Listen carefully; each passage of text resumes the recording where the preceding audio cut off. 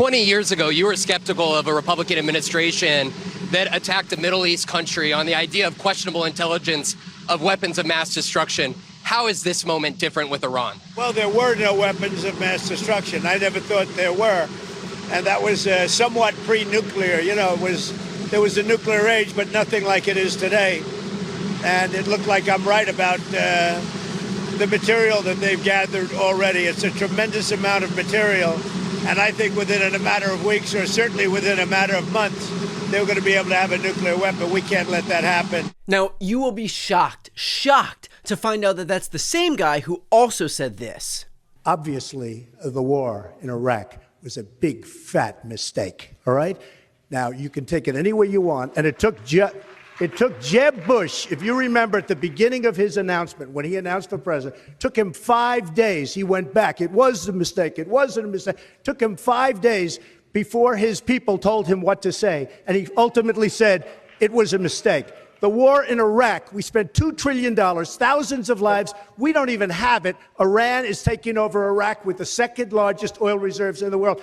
Obviously, it was a mistake. So George Bush made a mistake. We can make mistakes, but that one was a beauty. We should have never been in Iraq. We have destabilized the Middle East. But so you still think he should be impeached? I think it's my turn, isn't it? You do whatever you want. You call it whatever you want. I want to tell you, they lied. Okay. They said there were weapons of mass destruction. There were none, and they knew there were none. There were no weapons of mass destruction. All right. But what's especially telling here is that Donald Trump says this. I was very much opposed to Iraq. I said it loud and clear, but I was a civilian, but I guess I got a lot of publicity. But I was very much opposed to the Iraq war. I was very much opposed to Iraq, which is news because according to BuzzFeed, back in 2002, Donald Trump absolutely supported the invasion into Iraq. Quote, in the interview, which took place on September 11, 2002, Stern asked Trump directly if he was for invading Iraq. Quote, yeah, I guess so, Trump responded. I wish the first time it was done correctly. In fact, because Trump has taken such an interest in rewriting history to make himself the hero, here he is being confronted on his own comments by Anderson Cooper. Thanks very much for being here. Again, continuing on, I literally was just handed this. There's a report now out tonight on BuzzFeed that I have not heard it. It includes an audio clip of appears to be you on Howard Stern talking on the radio on September 11th, 2002. He asked you, are you for invading Iraq? You said, yeah, I guess so. You know, I wish the first time it was done correctly.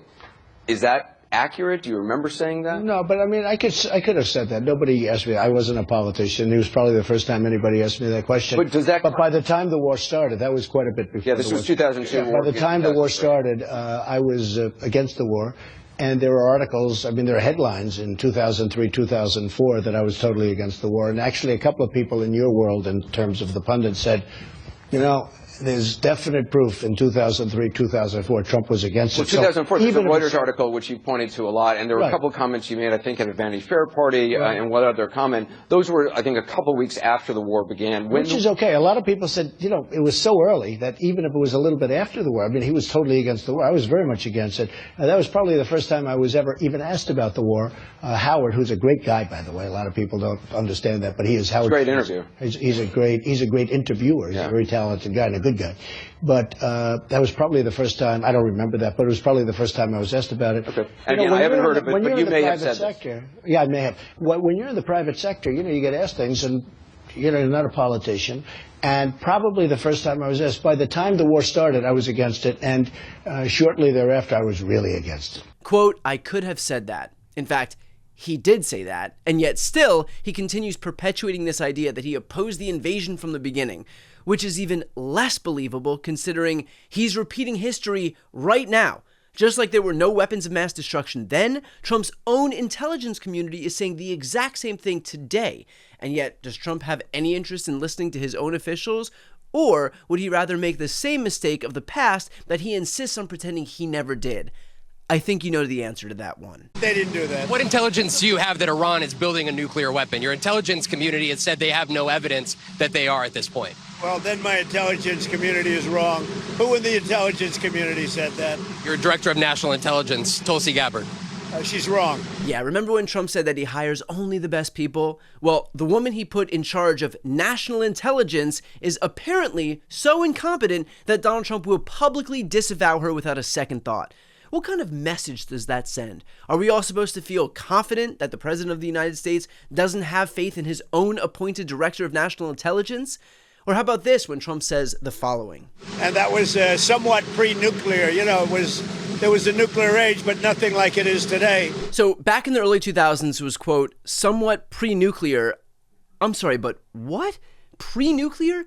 You want to know the full list of countries that have become nuclear weapons powers between 2002 and today, 2025, the supposed post-nuclear era, according to Trump? You ready for that full list from this new world we live in? Here you go. North Korea, that's it. That is the only other country that's become a nuclear superpower since 2002.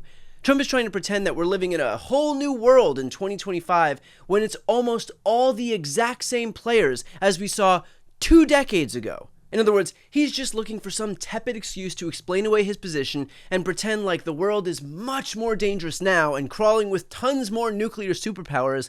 That's not true in the slightest. Only one other country is in the mix, and it's a country that's not even involved in this conflict at all. So look, Trump will of course rewrite history to absolve himself of any and all responsibility, but that revisionist history would probably be a little more believable if he wasn't repeating that history right now, which of course is to say nothing of the fact that Donald Trump also reveled in the claim that he would be the anti-war president while he was on the campaign trail. Good afternoon, Michiganders.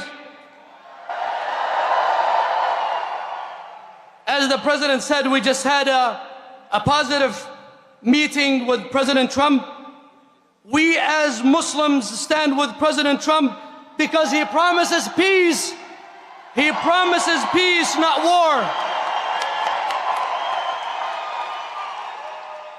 We are supporting Donald Trump because he promised to end war in the Middle East and Ukraine. The bloodshed has to stop all over the world, and I think this man can make that happen.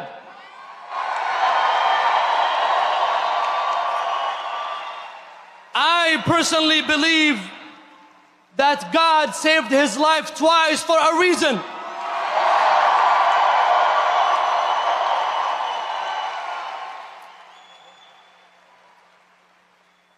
I believe personally that God has saved his life for a reason, which is to save the lives of others.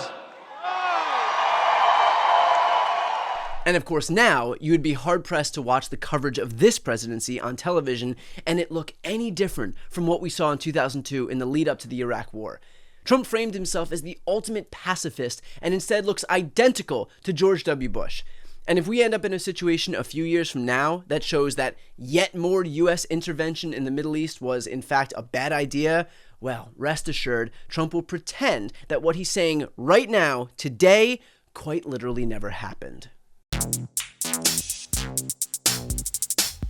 Before you go, if you enjoyed this content and you want to see more and support independent media, please subscribe to this channel. The subscribe button will be right here on the screen. But second, the reality is that we are now in a political environment where this administration can lean on any of the social media platforms to suppress certain voices if they don't like critical coverage.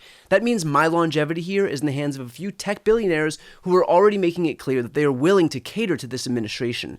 To that end, signing up for my newsletter is a way for me to reach you directly if that ever becomes necessary. I'll put the link right here on the screen as well, so please sign up. It's free, but there's also an option to do a paid subscription if you'd like to support me and my team. I really appreciate it. Thanks so much for watching.